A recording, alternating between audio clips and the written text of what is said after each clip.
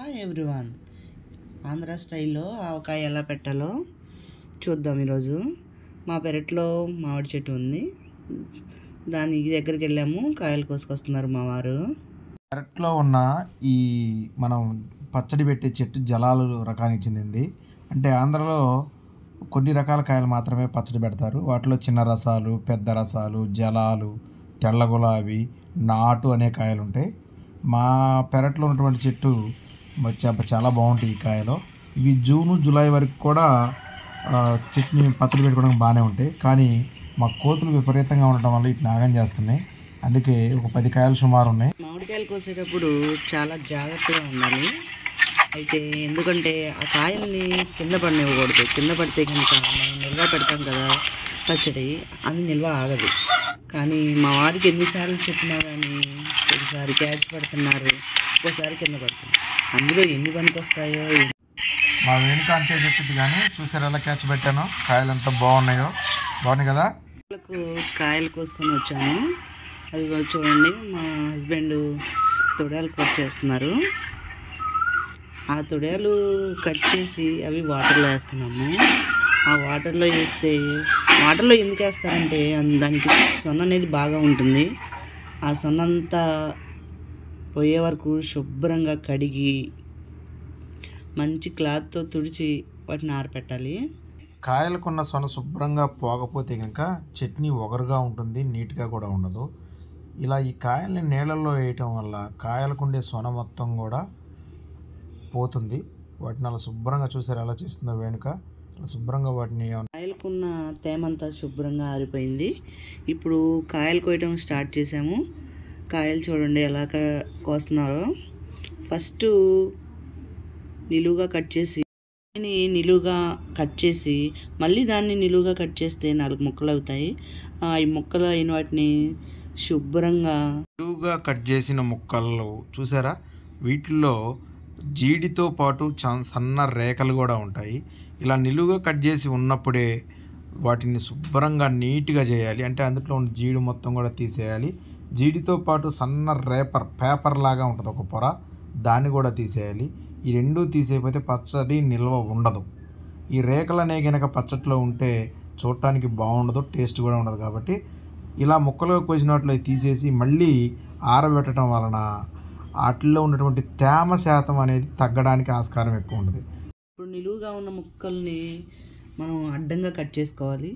మనకి కొంతమంది పెద్ద ముక్కలు ఇష్టపడతారు, కొంతమంది చిన్న ముక్కలు ఇష్టపడతారు. మీడియంగా కట్ చేసుకున్నాము. ఈ ముక్కల్ని కట్ చేసేటప్పుడు చాలా జాగ్రత్తగా ఉండాలి. ఎందుకంటే ఆ ముక్కకి ఉన్న టెంక్ అనేది ఊడకుండా ఉండాలి. ముక్కలు కోసేటప్పుడు జాగ్రత్తగా ఉండాలని చూస్తుంది వేణుక. వాటికి టెంక బాగకూడదని. టెంక కాదు, మనకున్న చెయ్యి కూడా బాగకుండా చూసుకోవాలి. అలా కోసేటప్పుడు గట్టిగా ఉండి చెయ్యి కనుక దిగిందంటే చట్నీ ఇంకో రకంగా ఉంటుంది. కాబట్టి చాలా జాగ్రత్తగా కోయాలి. ముక్కలు కట్ చేయడం అయిపోయింది. ఇప్పుడు ముక్కలు ఎన్నయ్యో కొలుచుకుంటున్నాం ఫస్ట్. ఎందుకంటే ఆ ముక్కలు ఒక మానకి 3 గిద్దెల ఉప్పు, 3 గిద్దెల కారం పోస్తాం. అందుకనే ముక్కలు ముందుకు ఫస్ట్ కొలుచుకుంటున్నాం. ఒక్కొక్క ఏరియాలో ఒక్కోలాగా కారం ఉప్పు పోస్తారు. మేమైతే మాత్రం ఇలా 3 గిద్దెల ఉప్పు, 3 గిద్దెల కారం. కోసిన ముక్కలు ఒక మానెడైతే ఆ మానెకకు 3 గిద్దెల ఉప్పు, 3 గిద్దెల కారం లెక్క మా దగ్గర పెడతాము. అలా పెట్టడం వల్ల కారం చూడడానికి కలర్గా మంచి టేస్టీగా ఉంటుంది. అందుకోసం ముక్కలు మొత్తం ఇప్పుడే కొలుసుకోవాలి. ఎందుకంటే తర్వాత అయితే ఇవి వడిలిపోయి తగ్గుతాయి. ఈ ముక్కల్ని మళ్ళీ కొద్దిసేపు ఆరబెట్టినట్లయితే వీటిలో ఉన్నటువంటి తేమ శాతం కూడా తగ్గి నిల్వ కాలం పెరుగుతుంది. దాంతోపాటు మనం పచ్చడి పెట్టాల్సిన జాడీని శుభ్రంగా తుడిసి తేమ అనేది లేకుండా నీట్గా తుడిసి పక్కన పెట్టుకోవాలి. ఈ పచ్చడికి కావాల్సినవి మెంతులు. ఆ మెంతుల్ని వేపుకొని ఫస్ట్ పక్కన పెట్టుకోవాలి. ఇందాక చెప్పాను కదా, 3 గిద్దెలు ఉప్పు తీసుకోవాలని. 3 గిద్దెలు ఉప్పు తీసుకొని దాన్ని మిక్సీ పెట్టి పక్కన పెట్టుకున్నాం. అంటే రాక్ సాల్ట్ అనమాట. మనం రా ఉప్పు తీసుకొని దాన్ని మిక్సీ పట్టినట్లయితే పచ్చడి అనేది ఎక్కువ టేస్ట్గా ఉంటుంది. ఉప్పు తీసుకున్నాం కదా, దాన్ని మెత్తగా మిక్సీ పట్టుకోవాలి. పట్టుకొని పక్కన పెట్టుకొని దానికి కావాల్సిన కారము, ఎల్లిపాయలు, కోసి ఉంచుకున్న మామిడికాయ ముక్కలు అన్నీ ఒక దగ్గర రెడీగా పెట్టుకొని పచ్చడి కలపడం అనే ప్రోగ్రాం స్టార్ట్ చేయాలి. ఉప్పు తీసుకున్న విధంగానే కారాన్ని కూడా 3 గిద్దలు తీసుకోవాలి. ఇప్పుడు 3 గిద్దల కారం తీసుకుంటున్నాం. ఆ 3 గిద్దల కారం మిక్సీ పట్టి పక్కన పెట్టుకున్న ఉప్పు,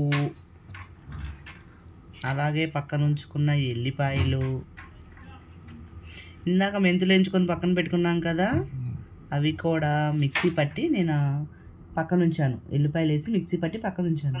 ఆ కారం, ఉప్పు, ఎల్లిపాయలు అవన్నీ వేసి కలిపి మనం ముందుగానే మెంతులు, ఎల్లిపాయలు మిక్సీ పట్టుకొని పక్కన ఉంచుకున్నాం కదా, దాన్ని అందులో వేసి మళ్ళీ ఒకసారి ఇలా అన్నీ సిద్ధంగా ఉంచుకొని ఒక పెద్ద పాత్రలో వేసుకొని కలుపుతూ ఉంటే ఇక్కడే మన పచ్చడికి రావాల్సిన కమ్మటి వాసన అనేది నాకు తెలుస్తూ ఉంది.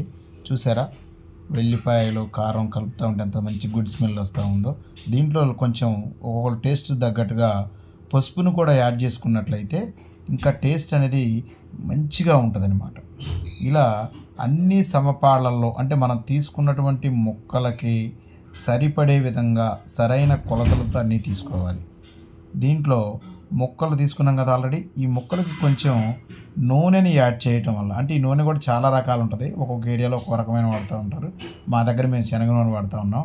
ఇలా ఈ నూనె ఈ ముక్కలకి వేసుకొని ముక్కలు మొత్తానికి పట్టే విధంగా ఒకసారి కలయి తిప్పుకోవాలి. ఇలా తిప్పుకోవడం వల్ల ఏమవుతుంది అంటే ముక్కల మొత్తానికి నూనె పట్టి ఉండి ఈ ముక్కలు మనం తర్వాత చేసుకునే ప్రిపరేషన్లో ప్రతి ముక్కకి గ్యాప్ లేకుండా మనం తయారు చేసి పెట్టుకున్నటువంటి కారం, పసుపు, ఉప్పు, ఎల్లిపాయలు, ఈ మిక్చర్ అంతా కూడా దీనికి మంచిగా పట్టి ఉంచడానికి ఆయిల్ పట్టించి ఉంచిన ముక్కలకి ఆ కారం, ఉప్పు, పసుపు, మెంతి పసుపు, ఎల్లిపాయలు వేసి ఉంది కదా, అది మొత్తం వేసి ప్రతి ఒక్క ముక్కకి కలిసేలాగా మొత్తం కలుపుకోవాలి.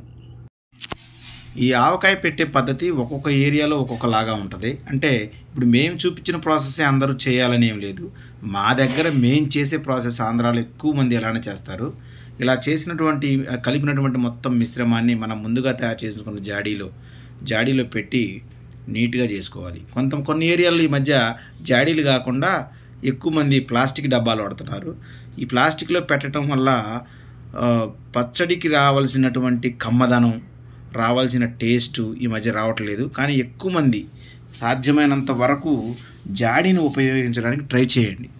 ప్లాస్టిక్ అయితే ఏమవుతుందంటే ఆ ప్లాస్టిక్ ఉన్నటువంటి స్మెల్ అనేది పచ్చడికి వస్తూ ఉంటుంది, ఎక్కువ కాలం నిల్వ ఉండకపోవడానికి ఆస్కారం ఉంది. అట్లా కాకుండా మన పూర్వకాలం నుంచి ఏ విధంగా అయితే జాడీలో నిల్వ చేస్తున్నారో మనం కూడా జాడీని ఉపయోగించినట్లయితే 1 ఇయర్, 1 సంవత్సరం పాటు మనకున్న ఈ పచ్చడి కలర్ మారకుండా, టేస్ట్ మారకుండా ఉండాలి అంటే తప్పనిసరిగా జాడీనే ఉపయోగించాలి.